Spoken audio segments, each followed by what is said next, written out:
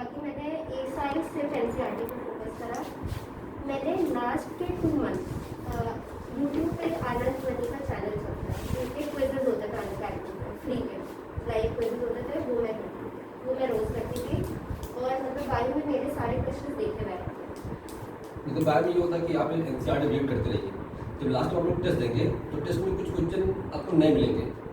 जैसे जो एग्जामिनर होते हैं उनको पता होती है कि चीज़ें एग्जामिनर कहाँ से पूछ सकता है, तो जो आपको नया सवाल मिले एनसीईआरटी बाहर, उसको आप अलग एक नोटबुक में लिख लीजिए, उसको रिवाइज करते रहिए, जिससे आपकी एनसीईआरटी तो कवर होगी, जो बाहर की चीज़ें वो भी आपकी कवर हो जाएंगी।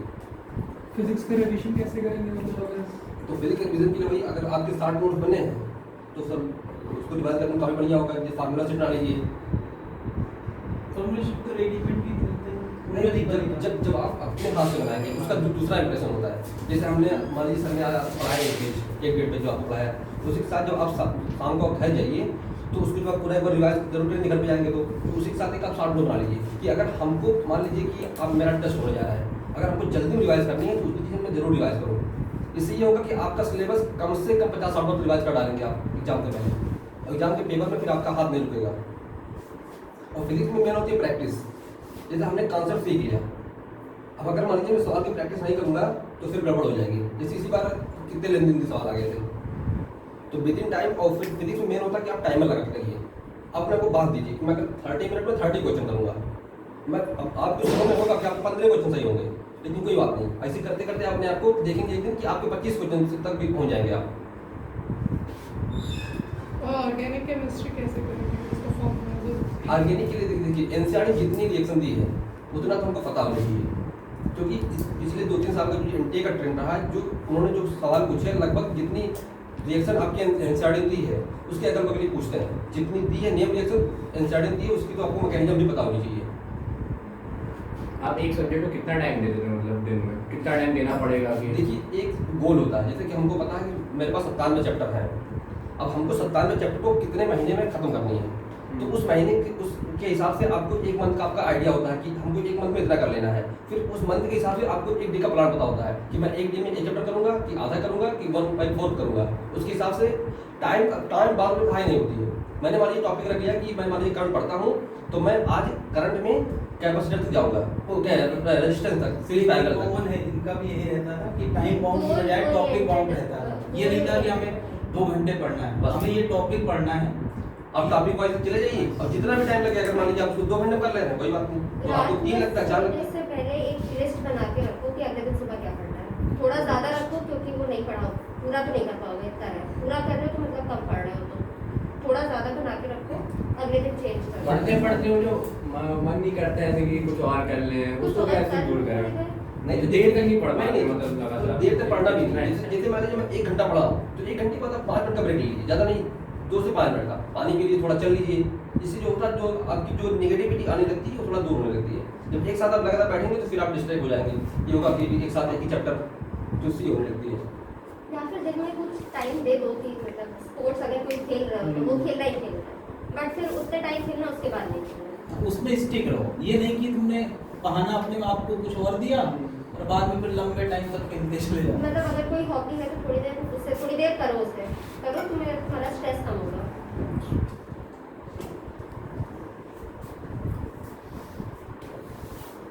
युवराज, हमारे फोन में बहुत सारे सवाल हैं। हाँ?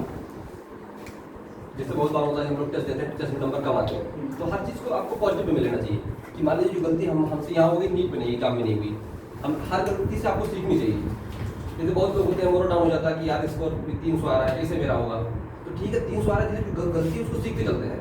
मतलब हर चीज़ में अपने को पॉजिटिविटी देखनी है। फिजिक्स में पीछे की बैक एक्सरसाइज लगानी होती है।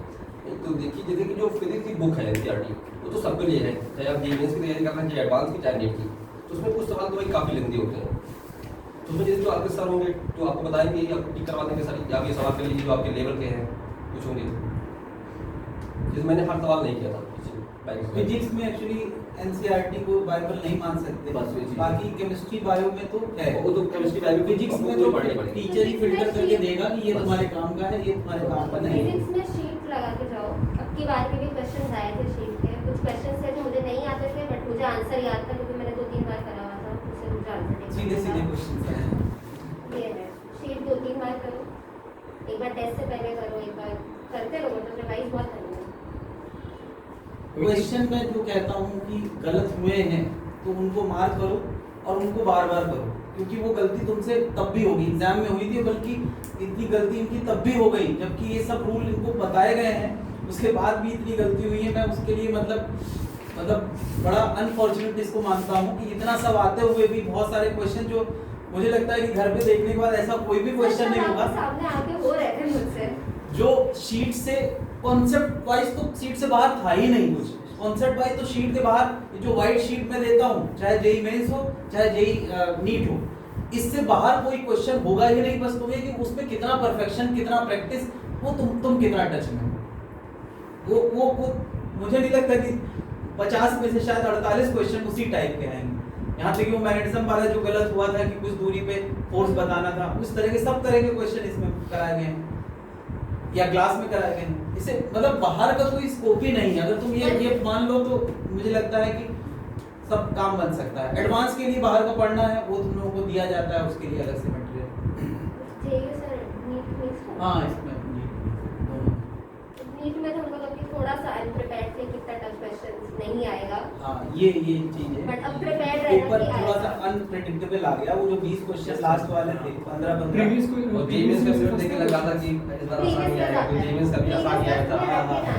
इतनी प्रैक्टिस उससे पहले वाला भी बड़ा इससे लगा कि थोड़ा और केमिस्ट्री में इनऑर्गेनिक इनऑर्गेनिक से आएगा। ये पहली बार इतना ऐसा सरप्राइज फैक्टर देखो इनऑर्गेनिक होता नहीं है ना। देख लो और इस बार क्या हमारे थोड़ा गलती नहीं हो रहा है काफी बायोलॉजी में की एनसीईआरटी से, लेकिन इससे बड़े-बड़े सवाल मैथ्स ही वाले क्वेश्चन ज्यादा डाल हाँ, रहे बस हैं। वो सेक्शन बी में 20 क्वेश्चन कई लोग तो घबरा गए होंगे क्योंकि वो 15 क्वेश्चन लास्ट वाले जो है ना, वो लोगों ने ये सोचा था कि सिलेबस अलग होगा, लेवल वही होगा। सर ये था ना कि मतलब जो अपनी बार स्कूल में काटा गया उस सिलेबस वही सबको सबके दिमाग में वही था कि सिलेबस जो रिड्यूस सिलेबस वाला है उसके क्वेश्चन उसमें होंगे, लेवल वही रहेगा। लेकिन जब लेवल अलग हो गया तो बहुत सारे लोग अपना आप को मैनेज नहीं कर पाए एग्जाम में। असर्शन रीजन बोले थे कि नहीं होगा, पर डाल दिया था। नहीं, ऐसा नहीं सवाल नहीं थे उसमें। ये था कि अब सेंटेंस में वाइज ये स्टेटमेंट पहला सही है, दूसरा सही, दोनों सही, इस तरह का सवाल है।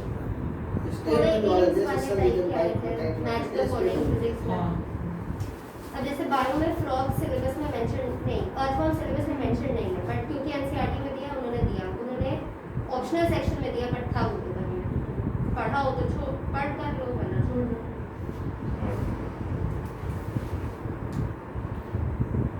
ठीक है, जेई वालों को भी मिलवा देंगे, है ना।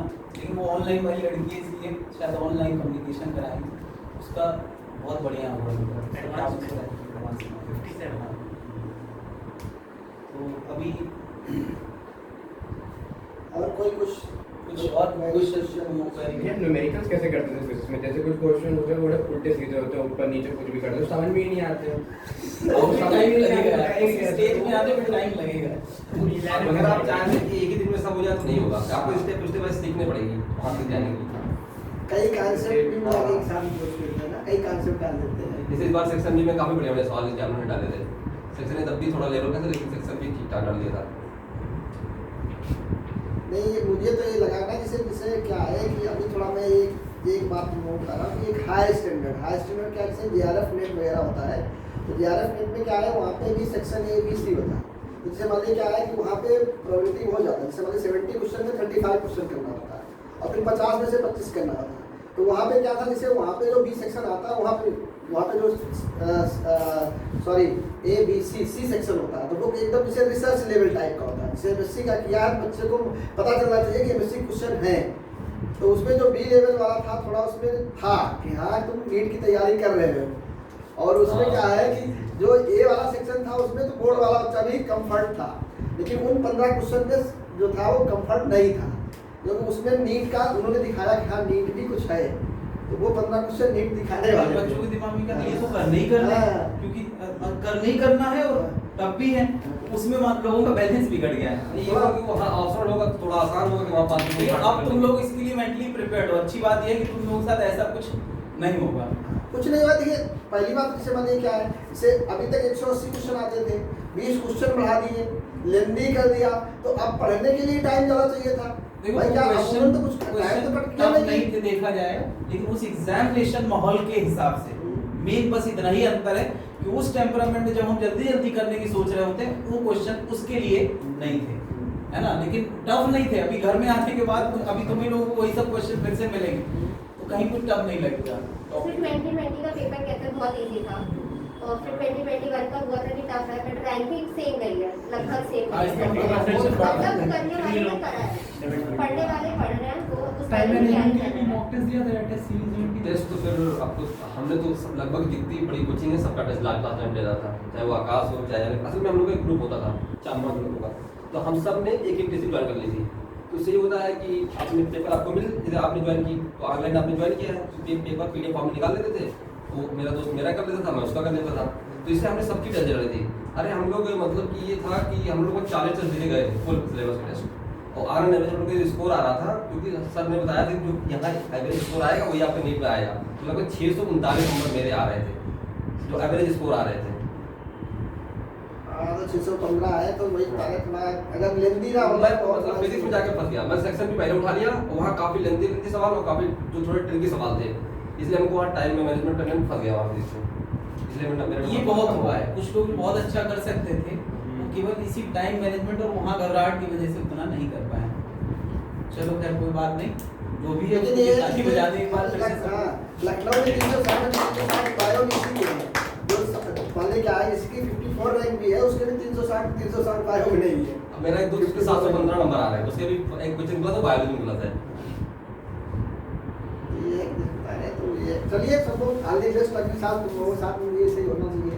हम तो यही कहेंगे कि तुम सब लोग अगली साल तुम भी आपने जो आने वाले जो भाई जो भी आपके जूनियर्स होंगे उनको आप गाइड कर रहे होंगे तो बढ़िया से तैयारी करिए, ठीक। और हम लोग तो है ही मात्र 24 घंटे तैयार है करवाने के लिए, लेकिन करना तुम्हें ही है, ऐसा नहीं देखिए बाबू, करना तुम्हें ही है।